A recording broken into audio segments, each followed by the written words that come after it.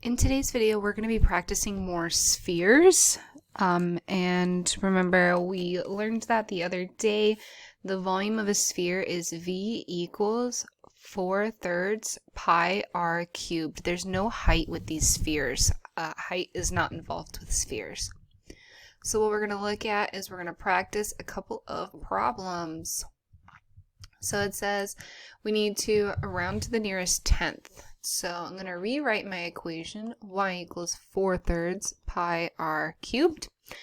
And I know that my radius here is 18. And I'm going to plug in 18 here for r.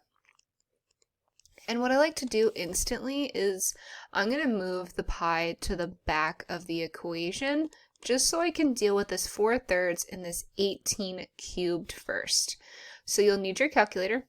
We're going to put 18 to the power of 3, because remember it's 18 times 18 times 18. I get 5,832. And everything else I'm going to bring straight down.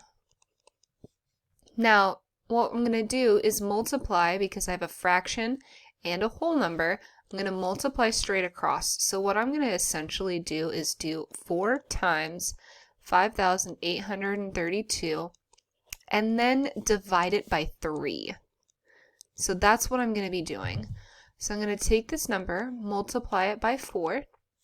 I like to show all of my steps so I know that I didn't forget anything. Sometimes it's easy to forget. So when I multiplied it by 4, I got 23,328. And now I'm going to divide it by 3.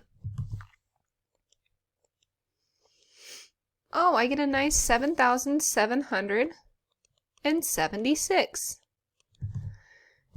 And now I can actually multiply that by 3.14, which is what pi is. And I get this awesome number of V equals 24,416.64 centimeters cubed. Now it does say round to the nearest tenth. The 10th place right here is the 6. Well, that 4 is not going to make that 6 go up, so I'm going to leave it as is. Now, if you did write it as 24,416.6 centimeters cubed, that's absolutely fine as well. So now let's try another one, still rounding to the nearest tenth. Now I just have a larger radius. I have 29 as my radius now. So I have my formula, which get in the habit of writing it out every time you see a shape or anything you're dealing with. My radius is 29. That's what it tells me. Oops. And remember, I'm going to move the pi to the back because I want to deal with that absolutely last. You don't have to, but it's just something that I like to do, so that way I don't forget that I still need to do this 4/3. So now I'm going to take 29 and put it to the power of 3, or take 29 and multiply it 3 times. I get 24,389. And again, just move everything down to keep it nice and organized.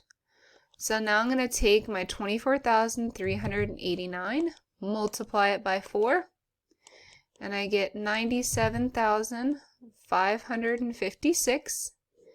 And I'm going to divide it by that 3, because remember, I still need to divide it by that 3.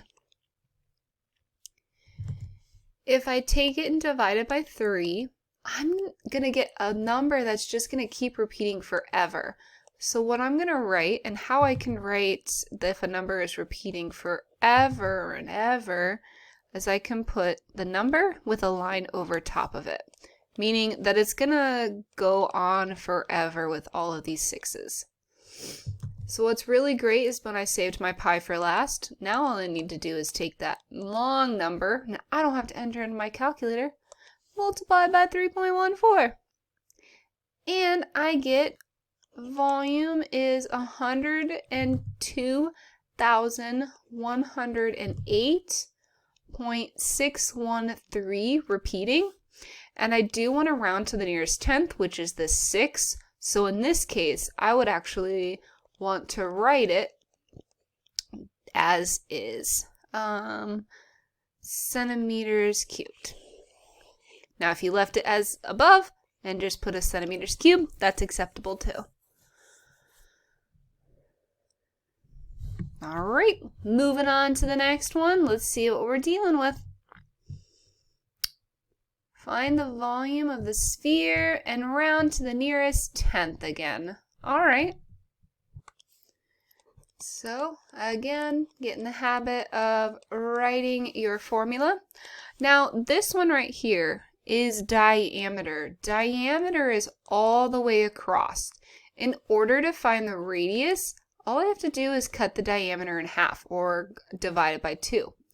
In this case, I have 19 divided by 2. Well, I don't know what that is, but lucky for me, I have my trusty calculator to cut 19 in half. And I get 9.5 as my radius. So remember, sometimes you'll get questions on tests, quizzes, anything like that, even checkpoints that will have the diameter. It's honestly to make sure you know how to put it into radius or how to get the radius. And let's see what we get. I get 800 and, 857.375. Now, remember when we're dealing with decimals, obviously in this place, I want to make sure that I include all of those numbers after the decimal, since it is a small number. I don't want to round until the very end, because that's our last step, is to round. So now I'm going to take this number again and multiply it by 4. You can divide it by 3, or figure out if this is a factor of 3, but sometimes decimals are a little bit more challenging. So 3,429.5, and then I'm going to divide it by that 3. Let's see what we get. 3429.5 divided by 3. And again, I get a repeating decimal, so I'm going to write 1,143.16, and I'm just going to put the line over the 6. And I need to bring down my pi and make sure I multiply it by 3.14.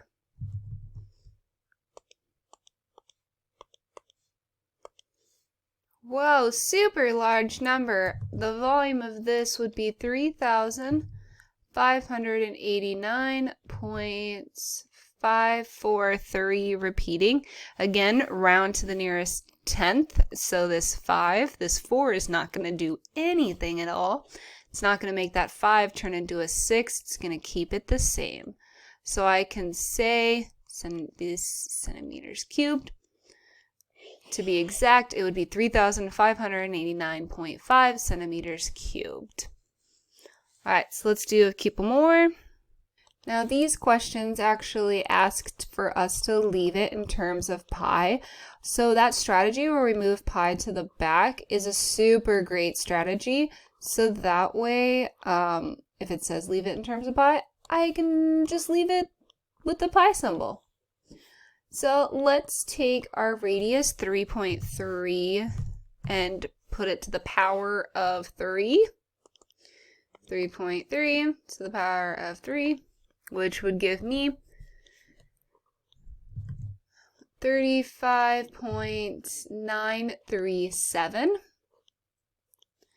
Now remember, I need to multiply it by 4, divide it by 3, and then boom, bam, I am done. Multiply by 4, I get 748. And if I divide that by my 3, let's see if I get a nice number. I I do get a pretty nice number, so I am going to write this one. So my volume would be 47.916 pi centimeters cubed, because it says leave in terms of pi, meaning I leave pi alone. I don't multiply it by pi, my final answer. So now let's try again another one dealing with terms of pi. So leaving it in terms of pi. So go ahead and start writing it. We have v equals 4/3 pi r cubed. And in this case, I'm dealing with diameter. So I need to cut my diameter in half. Half of 48, if you did not know, is going to be 24. So I'm going to take 24 and put it to the power of 3. And remember, you can use your calculators for these. So if you're not 100% sure, you can definitely use the calculator. I'm going to put that 24 to the power of 3. So 24 times 24 times 24. I get 13,824. And I bet you're doing super awesome at this. You know to multiply by 4 first. And divide by 3. If I get a nice, beautiful number, I'm going to write it as a decimal. But if I get a repeating, I could actually stop here. So if I divide it by 3, oh look, I get a really super nice, fun number of 18,432. Whoa! Don't forget the pi symbol because it says leave in terms of pi. And don't forget your units. Don't forget your units. Yeah. All right, second to last one here. Nope, last one. Just kidding. All right. So again, leave in terms of pi. I love questions that say leave it in terms of pi. Because sometimes multiplying by pi with a really weird fraction, or I'm sorry, not a fraction, a decimal, can sometimes be a little bit more challenging and terrifying. But, you know, practice makes perfect. So I'm going to take my 5.5 and put it to the power of 3, meaning I'm going to get, 166.375. Okay. I'm going to leave my pi at the back of my equation. And you know what to do. Multiply by 4. And you get 665.5 divided by 3. Leave pi there. Let's see if I get a super awesome number. Oh, no. So I can do one of two things. I can leave it just like this, which is absolutely acceptable. Or what you can do is write it as 221.83 with a line over the 3 centimeters cubed. Both of those are acceptable answers.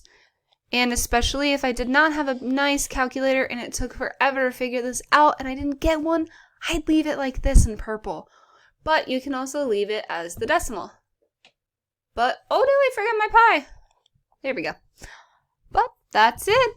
That's our practice for the day. Whoops. Now what you're going to do is take the PFA on functions and volume. We finished our unit. Yay!